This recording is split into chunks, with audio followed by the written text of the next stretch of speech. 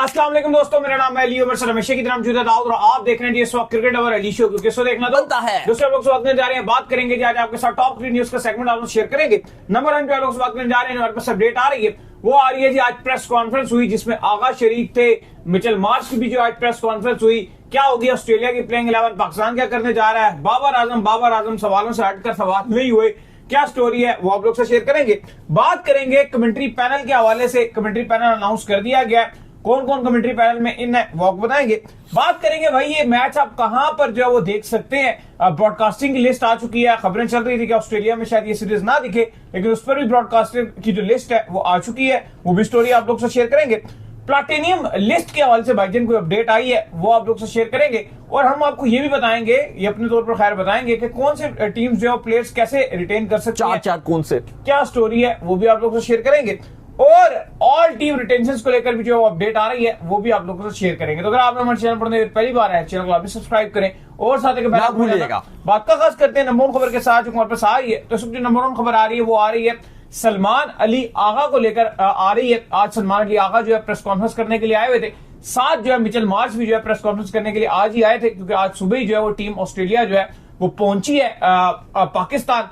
तो दाऊद साहब सवाल बड़े हुए सलमान अली आगा से, लेकिन बाबर आजम वाला सवाल खत्म होने का नाम नहीं ले रहा है, जिसपे जो है वो उन्होंने भी कहा कि मैं विश करता हूं कि यार ये बाबर वाला सवाल जो है मुझसे लगातार प्रेस कॉन्फ्रेंस में नहीं पूछा जाए, मतलब अब छोड़ दिया जाए ना बाबर आजम को। क्या ये सारे घुस ही गए बाबर आजम से सवाल पूछने के लिए? देखिए, उससे पहले तो आज काफी ज्यादा खबरें हैं, स्पेशली पाकिस्तान ऑस्ट्रेलिया के हवाले से कुछ 4 से 5 बड़ी न्यूज हैं जो भी आपके साथ शेयर करेंगे। कमेंट्री पैनल भी क्योंकि जैसे बताया अनाउंस हो गया, कहां कहां देखा जाएगा, काफी मुद्दे चल रहे थे, उसके हवाले से भी बताएंगे। पीसीबी ने बताया कि किस तरह से 28 कैमरे और एचडी में और तमाम टेक्नोलॉजीज जो है वो यूज की जाएगी इस मैच को दिखाने के लिए। लेकिन सबसे पहले फाइनली आज ऑस्ट्रेलियाई टीम पाकिस्तान पहुंची। अली साहब, जितनी सीरीज मैंने आपने कवर की है, मैंने तो शायद पहली बार ऐसे देखा है कि कोई टीम इतना लेट पहुंची हो कि कल आपकी सीरीज है और टीम बस ऐसे पहुंची हो कि उसको प्रैक्टिस करने का भी मौका ना मिला हो। अनफॉर्चुनेट है क्योंकि बिग मैच तो खत्म हो गई थी, लेकिन दोनों बोर्ड्स कसूरवार हैं, पाकिस्तान क्रिकेट बोर्ड भी और प्लस ज्यादा ऑस्ट्रेलिया क्रिकेट बोर्ड कसूरवार है। उनकी कोऑर्डिनेशन हुई थी, वो कह रहे थे थोड़ा सा क्या करें, थोड़ा सा एक दिन तो आपको जाओ जी, चलो एक दिन तो पहले आपको और आना चाहिए था, लेकिन चलो फाइनली आए। आज ही दोनों कप्तानों के साथ ट्रॉफी का फोटो शूट किया गया, फिर उसके बाद पहले सलमान अली आगा की प्रेस कॉन्फ्रेंस थी, फिर उसके बाद मिचेल मार्श की थी। आगा ने तो वाकई सबसे पहला सवाल क्योंकि बाबर आजम के हवाले से था और उन्होंने कहा कि मैं विश करता हूं कि जब मैं यहां और बाबर के रिलेटेड सवाल ना हो। एक्चुअली सवाल बाबर आजम की फॉर्म को लेकर था, जिस पर उन्होंने जवाब कुछ ऐसे दिया कि बाबर आजम एक वर्ल्ड क्लास प्लेयर हैं, ठीक है उनकी बिग बैश में परफॉर्मेंस नहीं हुई, लेकिन हमें उससे फर्क नहीं पड़ता, हमें फर्क यह पड़ता है कि वो पाकिस्तान टीम में क्या कर रहे हैं और वो पाकिस्तान टीम में बहुत अच्छा कर रहे हैं। फिर उनसे और बड़े सवाल किए गए, पाकिस्तान ऑस्ट्रेलिया की तैयारियों के हवाले से सवाल किए गए, वर्ल्ड कप के हवाले से सवाल किए गए। उन्होंने कहा कि यह एक सीरीज हमारे लिए बेहतरीन मौका है। उन्होंने बताया कि जब हम अगर छोटी टीमों के साथ खेल रहे होते हैं तो अक्सर कहा जाता है कि वो हमसे बेहतर हैं, जब हम उनको हरा देते हैं तो फिर कहा जाता है नहीं पाक वो तो छोटी टीम थी। अफगानिस्तान के हवाले से उन्होंने बात की कि शारजा में कहा जा रहा था कि Afghanistan second best Asian team है, जब हमने उनको हरा दिया तो फिर सब ने कहा कि नहीं जी पाकिस्तान ज्यादा बेहतर टीम है। लेकिन अली साहब जो मोस्ट इंपॉर्टेंट चीजें थी, बहुत सारे सवालों को उन्होंने जवाब दिए। वो अगर आप प्लेइंग 11 के हवाले से सवाल किए गए, स्पेशली एक सवाल यह किया गया कि आपने श्रीलंका में बहुत अच्छा किया, नंबर 3 पे आके बड़ा 5वें गेयर से आपने बैटिंग की, क्या आप उसी अंदाज में बैटिंग करेंगे और क्या आप नंबर 3 पे खेलेंगे बाबर आजम की जगह? यह बड़ा एक इंपॉर्टेंट सवाल था। इसका उन्होंने जवाब कुछ ऐसे दिया, उन्होंने कहा कि पहली बात तो यह है कि उस टाइम कंडीशन के हिसाब से जरूरत थी पावर प्ले में अटैक करना और वो मैंने बखूबी निभाया। दूसरा उन्होंने कहा कि आप तो भी बता रहे हो कि आप मेरी जो एवरेज है इस्लामाबाद यूनाइटेड की तरफ से भी बेहतर है नंबर 3 पे खेलकर, या पाकिस्तान टीम में भी जब मैं 3 पे खेलता हूं मेरी एवरेज बेहतर होती है, स्ट्राइक रेट बेहतर होता है। ये मुझे तो बहुत पहले का पता है, लेकिन मसला यह है कि हमें जो प्रायोरिटी होती है वो पाकिस्तान टीम होती है। ये डिपेंड नहीं करता कि मैं किस नंबर पे खेलना चाहता हूं, डिपेंड करता है कि टीम की रिक्वायरमेंट और दूसरे प्लेयर को देखकर जो एडजस्टमेंट है वो की जाती है, तो उसके हिसाब से हमने किया।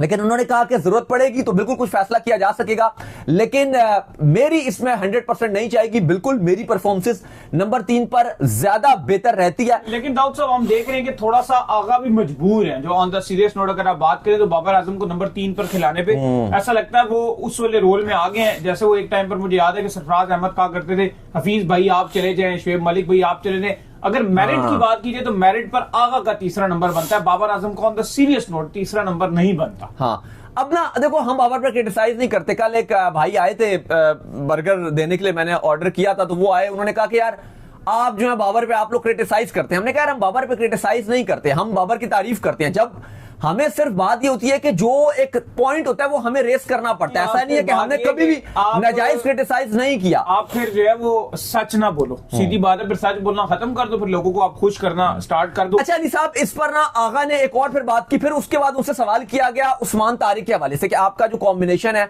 उसमें उस्मान तारिक क्या बैठेंगे, वो बड़ी बेहतरीन परफॉर्मेंसेस दिखा रहे हैं और 2 स्पिनर आ गए हैं, श्रीलंका की कंडीशन सूट करेंगी। उस पर जो उनका अंदाज था जवाब देने का, पहले वो मुस्कुराए और उन्होंने मतलब कहा कि बिल्कुल हमने वो बड़ी प्लानिंग की हुई और आप देखोगे अगर सब कुछ ठीक रहा तो उस्मान तारिक के हवाले से हमारा बड़े बेहतरीन प्लान है। अब वो क्या बेहतरीन प्लान हो सकते हैं? क्या ये प्लान है कि शुरू में उनको कुछ ऐसा, मुझे तो वाइब्स ऐसी आई कि जो जिस अंदाज से उन्होंने इसका जवाब दिया कि शायद छोटी टीमों के अगेंस्ट उनको छुपा के रखा जाएगा और जब क्रूशियल मोमेंट्स होंगे तो सडनली सरप्राइज पैकेज के तौर पर इस्तेमाल किया जाएगा। छोटी टीमों के अगेंस्ट क्यों छुपाएंगे फिर?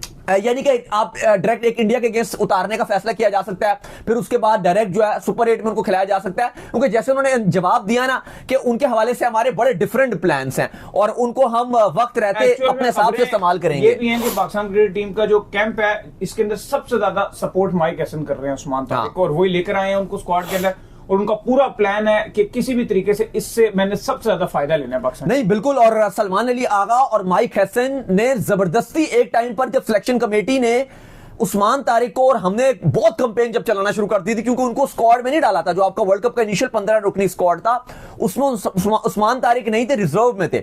लेकिन बाद में हमने जिस तरह से शोर मचाया और फिर माइक हसन ने आकर फ्रंट एंड में आकर स्टैंड लिया उस्मान तारिक के लिए, उन्होंने कहा कि मुझे ये वर्ल्ड कप में चाहिए, मैं हारिस रऊफ को कुर्बान करने के लिए तैयार हूं, उसकी कॉस्ट में मुझे ये चाहिए। और एंड में आप देखो कि सिलेक्शन कमेटी ने घुटने टेके और उस्मान तारिक आए, इवन हारिस रऊफ को बाहर करना पड़ा। तो ये एक बड़ा अहम सवाल का जवाब दिया। इसके अलावा उन्होंने कहा कि वर्ल्ड कप के लिए हमारी एक बेहतरीन तैयारी का मौका है। पूछा गया कि आपकी जो इंटेंशंस हैं, जो पाकिस्तान की सोच थी कि 200 बनाने हैं, वो क्या चली गई है? उन्होंने कहा देखिए बांग्लादेश के अगेंस्ट हम खेल रहे थे, हर मैच में 200 बना रहे थे। अब मसला ये है कि जो पिचेस और कंडीशन है वो हमें बड़ी डिफरेंट मिल रही होती हैं, इस वजह से हम उतना नहीं कर पाए। लेकिन अली साहब, बाबर आजम और शादाब के वाले से उन्होंने बात की, उन्होंने कहा कि अगर पाकिस्तान वर्ल्ड कप जीतता है तो उसमें सबसे अहम किरदार इन 2 खिलाड़ी जो सीनियर खिलाड़ी हैं उनका जरूर होगा। और सीनियर्स हमेशा हेल्प करते हैं क्योंकि क्रूशियल मोमेंट पे जो बड़े इवेंट्स होते हैं वहां पर स्पेशली जब आप हार भी जाते हो तो आपको ऐसे बड़े नाम्स की जरूरत होती है जिन्होंने पहले वर्ल्ड कप्स खेले हो। तो उन्होंने कहा कि शादाब खान और बाबर आजम का रोल अहम रहेगा। फिर मिचेल मार्श आए प्रेस कॉन्फ्रेंस में, ट्रॉफी का भी फोटो शूट हुआ। मार्च से भी बाबर आजम के हवाले से सवाल किए गए, पूछा गया कि बिग बैश में बाबर आजम थे, वहां पे उनकी अच्छी फॉर्म नहीं थी, लेकिन चलो कोई नहीं। अभी आप उनसे कितना ज्यादा आपकी टीम खौफ ज्यादा है या थोड़ा सा ना बाबर को खराब करने में हमारे वालों का अपना भी हाथ है। जितना हम लगातार बाबर को वो प्रेशर हम इतना दे देते हैं ना, जितना हम बोलते हैं बात करते जारी बात है, मीडिया का दौर है, टिकटॉक इंस्टाग्राम, फिर हर जगह का भी दौर है, फिर खिलाड़ी की जब बात हो रही होती है, क्योंकि हम तो आपको पता है कि वहां जाते हैं खिलाड़ियों के साथ, अक्सर कैंपों में भी होते हैं, कवर वहां पे कर रहे होते हैं, तो फिर खिलाड़ी हमें बताते हैं कि यार जो हमारे रिलेटेड बात होती है ना वो फिर हमें कहीं ना कहीं दिखती है, चाहे वो इंस्टाग्राम पे दिखे, टिकटॉक पे दिखे, दो ही सोशल मीडिया का ना। जब खिलाड़ी रूम में पहुंचते तो मोबाइल यूज करते हैं, व्हाट्सएप का दौर है, व्हाट्सएप पे वीडियो शेयर हो जाती है, हर चीज दिखती है। फिर जब इतनी बात होती है ना तो आपके बारे में भी हो, मेरे बारे में भी, उनके बारे में, फिर इतना प्रेशर बनता है ना, हर कदम रखते हुए आप सोचते हो, फिर आपका प्रेशर, क्योंकि हर किसी की क्वालिटी अब्सॉर्ब करने की डिफरेंट होती है, फिर नहीं अब्सॉर्ब हो पाता बाबर। फिर मिचेल मार्श से पूछा गया पाकिस्तान के हवाले से, उन्होंने कहा कि कुछ खिलाड़ी जो है वो नहीं आए हैं, तो क्या समझते हैं आप जो बाकी है इनके पास अपॉर्चुनिटी है या आपकी टीम कमजोर है? उन्होंने कहा नहीं, वो भी वर्ल्ड कप की तैयारी कर रहे हैं, वो घर पर रहकर तैयारी कर रहे हैं, और हमने हमारे कुछ जो खिलाड़ी थे वो दुबई में आ गए थे और उन्होंने वर्क फ्रॉम होम कर रहे हैं। उन्होंने कहा कुछ खिलाड़ी हमारे दुबई में आ गए थे और उन्होंने प्रॉपर प्रैक्टिस स्टार्ट कर दी थी अपनी, और वो कहते हैं कि हमारी वर्ल्ड कप की भरपूर तैयारी हो रही है, पाकिस्तान की कंडीशन काफी हमें हेल्प करेंगी ठीक वर्ल्ड कप से पहले। बाकी बाबर आजम के हवाले से उन्होंने कहा कि वन ऑफ द बेस्ट खिलाड़ी हैं, वो वर्ल्ड क्लास प्लेयर हैं और एक अच्छे प्लेयर हैं। 2-3 सवाल के बस उन्होंने इसके जवाब भी दिए। फिर उनसे एक और बात पूछी गई कि आप जो है वो टॉप 4 टीम्स बताएं पाकिस्तान, अब ऑस्ट्रेलिया के अलावा। उन्होंने कहा बाकियों का तो मैं जवाब नहीं दे सकता, लेकिन ऑस्ट्रेलिया जरूर आगे जा रही है। बाकी आपको बताया कि क्योंकि फिर उनसे यह भी सवाल किया गया कि स्पेकुलेशंस हैं, क्योंकि कल ऑस्ट्रेलिया के एक जर्नलिस्ट है और एक बहुत बड़ा मशहूर अखबार है ऑस्ट्रेलिया का, इवन वो फ्री का अखबार नहीं है, उनकी पेड सब्सक्रिप्शन है, तो उन्होंने ये खबर डाली थी और उन्होंने खबर ये डाली कि मिचेल मार्श पहला T20 पाकिस्तान वर्सेस ऑस्ट्रेलिया नहीं खेल पाएंगे और उनको आराम करवाया जाएगा। तो सवाल आज किया गया कि स्पेकुलेशंस हैं कि आप जो है वो पहला T20 नहीं खेलेंगे और ट्रेविस हेड जो है वो कप्तानी करेंगे।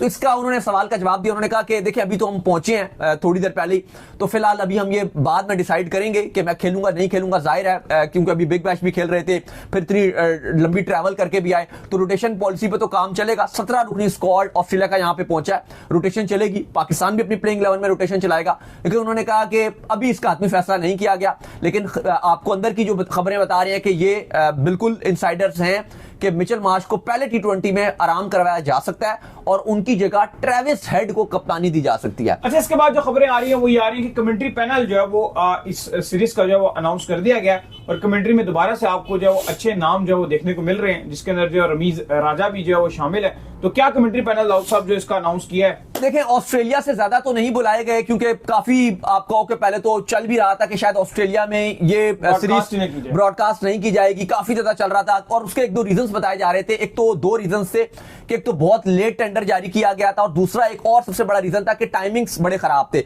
ऑस्ट्रेलिया का कल्चर यह है कि वहां पे 9 साढ़े 9 के बाद सारी आवाम सो जाती है। रात 10 बजे वहां मैच इवन बड़ा मशहूर है वहां पे कि अगर आप 9 बजे के बाद निकलोगे खाना लेने के लिए, जैसे हमारे पाकिस्तान में तो हम खाना स्टार्ट ही 9 बजे के बाद करते हैं, लेकिन अगर आप ऑस्ट्रेलिया में 9 बजे के बाद कुछ भूख लगी और आप जाओगे, इवन आप ट्रैवल व्लॉगर्स भी देखते हो तो आप उनके भी व्लॉग्स देख सकते हो कि वो रात को 11 बजे खाना ऐसे ढूंढ रहे होते हैं।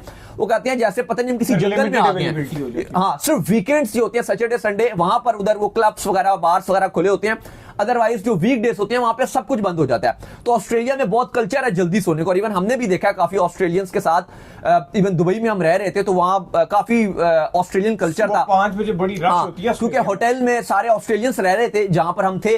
तो हमने भी एक चीज नोट की कि जैसे ही दुबई में, आपको पता दुबई और में तो एक ऐसा है कि वो 4 बजे तक वहां पे आवाम जागती है, दुबई तो जागते ही रात को है, लेकिन हमने देखा दुबई में कि ऑस्ट्रेलियंस जो थे 5 बजता था या 4:30 5 बजता था, फजर अभी होती ही जैसे थी। तो हम देखें कि जो ऑस्ट्रेलियंस हैं वो या तो साइकिलिंग कर रहे हैं या तो बीच के पास वो भाग रहे होते हैं, मतलब वो आपको फुल एक्टिव माहौल में नजर आते हैं। और ऑस्ट्रेलिया में अगर आप देखो तो आपको सारे वहां पे एथलीट फिगर्स के नजर आएंगे, क्योंकि क्या लड़कियां क्या लड़के क्या बूढ़े क्या बच्चे, वहां पे कल्चर है भाई कुछ नहीं करना तो साइकिल तो चलाना ही चलाना है। तो ऑस्ट्रेलिया में रात को बहुत जल्दी सोया जाता है। अब ये मैच जो है पाकिस्तान ऑस्ट्रेलिया की सीरीज ये शुरू होनी है ऑस्ट्रेलियाई टाइम के मुताबिक 10 बजे। तो थोड़ा सा ऑस्ट्रेलिया हेसिटेट कर रहा था और थोड़ी सी सीरीज भी महंगी लगी हुई थी, लेकिन फाइनली फॉक्स स्पोर्ट्स ने इस सीरीज को हासिल कर लिया।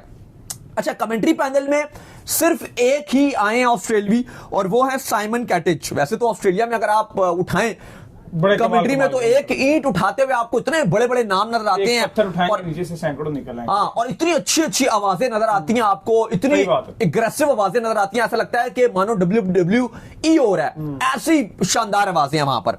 लेकिन बहरहाल सिर्फ साइमन कैटिच को ही मधु किया गया है, कहा गया कि 4 दिन की टोटल सीरीज है। तो ठीक है, रमीज राजा, साइमन कैटिच, आमिर सोहेल, बाजिद खान, अरूज मुमताज और जैनब अब्बास प्रेजेंटर होंगी। आई थिंक एक आध और ऑस्ट्रेलियाई कमेंटेटर होता तो ज्यादा अच्छा होता, अलबत्ता पाकिस्तान के तो ठीक ही हैं। खैर, इसके बाद जो अपडेट आ रही है जी हमारे पास, वो अपडेट आ रही है ब्रॉडकास्टिंग के हवाले से। तो मुकम्मल लिस्ट जो है ब्रॉडकास्टिंग की जो वो सामने आ चुकी है कि पाकिस्तान में आपको ये मैचेस कहां देखने को मिलेंगे और बाहर कहां ये मैचेस देखने को मिलेंगे। पाकिस्तान में आपको जो पीटीवी स्पोर्ट्स के ऊपर जो ये मैच देखने को मिलेंगे डिजिटली। अगर आप बात कर लें तो तमाशा ऐप जो है वो आपको दिखाएगा, माइको जो है वो आपको दिखाएगा, उसके बाद टैप पैड जो है वो भी आपको जो ये मैचेस दिखाएगा। ऑस्ट्रेलिया का ये आपको ऑलरेडी बता चुके हैं। और रीजन्स में कौन कौन दिखाएगा जी? देखें, बिल्कुल यूके में पाकिस्तान क्रिकेट बोर्ड का जो ऑफिशियल यूट्यूब चैनल है वो ब्रॉडकास्ट करेगा। बांग्लादेश में टी स्पोर्ट्स करेगा। वैसे टी स्पोर्ट्स बड़ा परेशान है, वर्ल्ड कप के राइट्स खरीदे हुए हैं और अब बांग्लादेश में बैन लगा रहा है वर्ल्ड कप पे, तो ये भी एक बड़ा मसला है। अलबत्ता जो अमेरिका है वहां पे विलो दिखाएगा, अफ्रीकन रीजन में सुपर स्पोर्ट्स दिखाएगा और पाकिस्तान में आपको बता दिया कि आप पीटीवी पर इस मैच से लुत्फ अंदोज हो सकते हैं। अच्छा, खैर, इसके बाद जो हमारे पास अपडेट आ रही है वो आ रही है जी पीएसएल की प्लैटिनियम लिस्ट को लेकर। तो लिस्ट जो है पीएसएल की जो है आज अपडेट हुई है। खिलाड़ियों को भी जो है वो कुछ को अपडेट किया गया है और कुछ को जो है वो सारा बताया गया कि किस किस लिस्ट के अंदर जो है वो खिलाड़ी शामिल होंगे। तो दाऊद साहब, प्लैटिनियम की जो लिस्ट सामने आई है, कौन कौन से नाम आ रहे हैं? देखिए, आज पीसीबी ने ऑफिशियली तौर पर जो कैटेगरी रिन्यू है वो बता दी है और कहा गया कि जितनी फ्रेंचाइज हैं अब सिर्फ एक खिलाड़ी अगर वो रिटेन करना चाहते हैं तो इस कैटेगरी में से कर सकते हैं। अभी आपको बताएंगे कि टोटल ओवरऑल हर फ्रेंचाइज किस किस कैटेगरी में से किस किस प्लेयर को रिटेन कर सकती है या करेगी। फिलहाल अगर आप इस्लामाबाद यूनाइटेड की बात करें तो बहुत ही बदकिस्मत है और इस टाइम इस्लामाबाद यूनाइटेड सिर्फ अपना सर पकड़ के बैठी हुई है, क्योंकि उनकी आधी टीम जो प्लेटिनम कैटेगरी में आ चुकी है, जिसका साफ मतलब है कि ऑल टू वन इस्लामाबाद को रिलीज करने पड़ेंगे। बहुत बड़ा घाटा हुआ इस्लामाबाद यूनाइटेड को। शादाब खान, नसीम शाह, साहिबजादा फरहान वाइस कप्तान इस्लामाबाद यूनाइटेड के, सलमान अली आगा और पाकिस्तान टीम के ये कप्तान है, मोहम्मद नवाज, इमाद वसीम, सब के सब रिलीज करने पड़ेंगे। मां सिवाय आप एक को पिक कर सकते हो और आई डोंट थिंक सो कि इसमें सरप्राइज होगा। सिर्फ उनको अपना कप्तान शादाब खान को रखना पड़ेगा, बाकी नसीम, फरहान, सलमान अली आगा, नवाज, इमाद सबको रिलीज करना पड़ेगा। पेशावर ज़ल्मी के पास भी मुश्किलात हैं, लेकिन दो में से एक को चूज करना आई डोंट थिंक सो कि ज्यादा मुश्किल है उनके पास।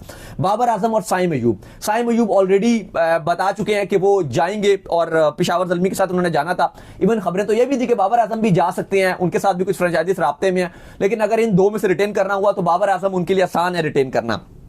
कराची किंग्स के पास ऑप्शन है कि वो हसन अली को रिटेन कर सकते हैं या फिर वो चाहें तो इनको भी रिलीज कर दें और फिर बाद में अपनी किस्मत आजमाएं। लेट्स सी कि कराची किंग्स क्या करता है। आई थिंक कराची के पास भी अपॉर्चुनिटी है कि अगर कराची हसन अली को भी रिलीज कर दे और फिर जो जब इस्लामाबाद यूनाइटेड अपने प्लेयर सारे रिलीज करेगा तो काफी बड़े बड़े नाम आपका हो के बच सकते हैं और उनमें से वो एक पिक कर सकता है, जैसे सियालकोट हो गया और आपका जो हैदराबाद है, वो जब अपने प्लेटिनम और डायमंड पिक करेंगे तो उनके साथ भी आप पिक कर सकते हो। लाहौर कलंदर की बात करो तो इनके पास 3 नाम है, शाहीन शाह अफरीदी, फखर जमान और हारिस रऊफ। कहा तो था समीन राणा ने कि हमारी ये फैमिली है और बोली लगे तो कितना बुरा लगता है, लेकिन फिलहाल अब इनकी फैमिली की ये बोली लगेगी क्योंकि सिर्फ एक को ही रिटेन कर सकते हैं। चाहे शाहीन शाह अफरीदी को रिटेन करेंगे, ऑब्वियसली उनको करेंगे, हारिस रऊफ और फखर जमान की बोली ही लगेगी। अब वो जो मर्जी करे, कोई ऑप्शन नहीं है। मुल्तान सुल्तान है, उनके पास मोहम्मद रिजवान की अपॉर्चुनिटी है खाली, लेकिन क्योंकि अपडेट्स ये है कि रिजवान मुल्तान सुल्तान को छोड़कर जा रहे हैं तो फिर इनके पास अब ये ऑप्शन है कि ये फिर किसी और को रिटेन करेंगे। कोयटा के लीडर की बात करें तो फहीम अशरफ, मोहम्मद आमिर और इब्रार अहमद, इनके लिए बहुत टफ कॉल है। फहीम अशरफ शायद उतनी आपको उनको तो 100% ऑलमोस्ट रिलीज करेंगे, लेकिन आमिर और इब्रार दोनों अगर आप देखो बराबरी पर हैं, क्योंकि अब इनके लिए बड़ी मुश्किल है कि आमिर को रिटेन करें कि इब्रार को करें, ये इनके लिए भी बड़ी मुश्किल है।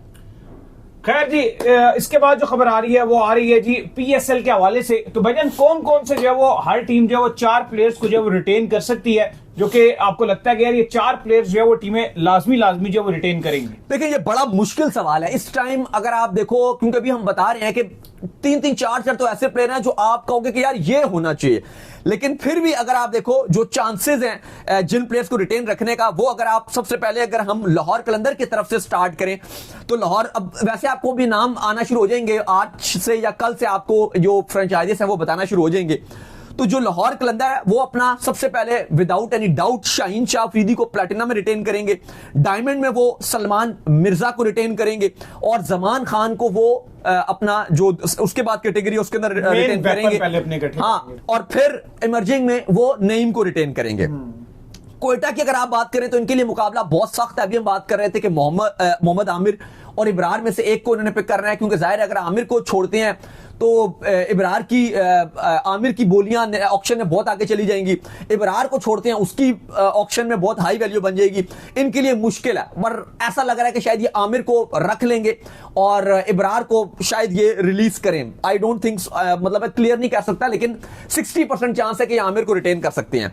फिर उसके बाद इनका जो सेकंड प्लेयर होगा वो अब डायमंड में थोड़ा इनके पास रिलीफ है, तो यहां पे ये उस्मान तारिक को रख लेंगे। फिर इसके बाद हसन नवाज और ख्वाजा नाफे, ये बड़ी अली साहब इनके लिए ये एक सरदर्दी है कि या तो नाफे को रखना पड़ेगा या हसन नवाज। करंटली अगर आप मुझसे पूछो तो आई थिंक ख्वाजा नाफे एक ऐसी चॉइस है कि आप रख सकते हो, क्योंकि हसन नवाज की थोड़ी सी फॉर्म नरम गरम जरूर है, लेकिन हसन नवाज का एक और मसला ये है कि उसने पीएसएल में जिस तरह से प्रेशर लेकर जितवाया है, उसको भी आप अगर आप रिलीज करते हो तो वो भी एक बड़ा इशू वाली बात है। लेकिन दोनों का मामला अगर आप देखो तो 50-50 है कि ख्वाजा नाफे के हसन नवाज, और इमर्जिंग चलो इतनी इशूज नहीं है उसमें, ये मोहम्मद ईशान को कर लेंगे। अगर आप इस्लामाबाद यूनाइटेड की बात करते हो तो शादाब खान इनके विदाउट एनी डाउट प्लेटिनम में होंगे। डायमंड में ये मुकाबला इनके पास सख्त है, लेकिन पॉसिबल तौर पर अगर आप इनकी डायमंड की लिस्ट देखो तो उसमें आजम खान के चांसेस ज्यादा है कि ये आजम खान को इसमें पिक कर सकते हैं।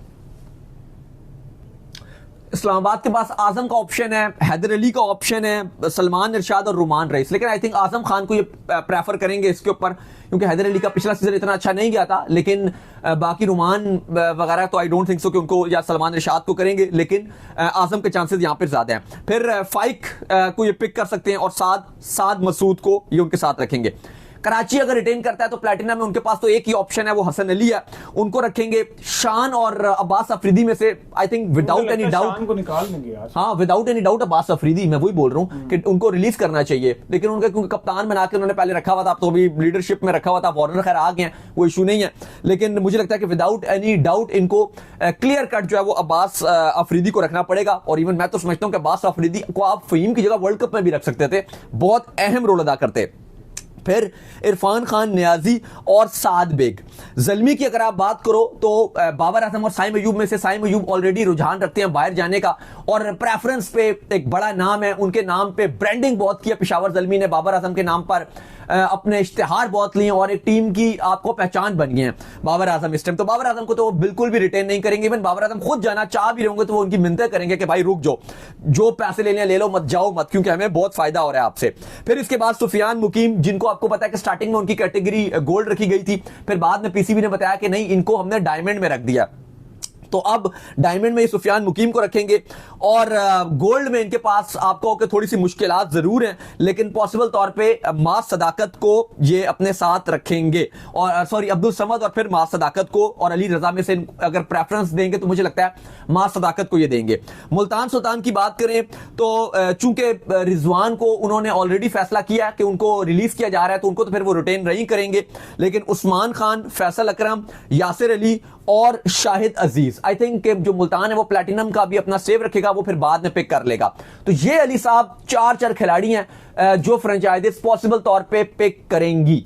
तो चलिए उम्मीद करते हैं आज हमारा शो आपको प्लेइंग 11 के हवाले से लोग काफी बात कर रहे थे, वैसे तो हमने इसके ऊपर सुबह शो किया था प्लेइंग 11 के हवाले से, लेकिन फिर कोशिश करेंगे कि आपके साथ दोबारा जो नेक्स्ट वीडियो है उसमें आपके साथ नाम शेयर कर दें। तो चलिए उम्मीद करते हैं आज का हमारा शो आपको पसंद आया। वीडियो को लाइक कीजिए, हमारे चैनल को सब्सक्राइब कीजिए, साथ ही बेल आइकन को बजाइए। एक और काम कर लीजिए, वही कर लीजिए, आप जो इंस्टाग्राम पर जो जाइए और उनको इंस्टाग्राम पे मुझे फॉलो कर लीजिए, वहां पे मैं मौजूद हूँ दाऊद क्रिकेट के नेम से। अगर आपको कोई सवाल हो तो भेजिएगा और इनको भी फॉलो कीजिए। ऑफिशियल के नाम से डिस्क्रिप्शन में जाइए, फॉलो कीजिए। अल्लाह हाफिज, बाय बाय।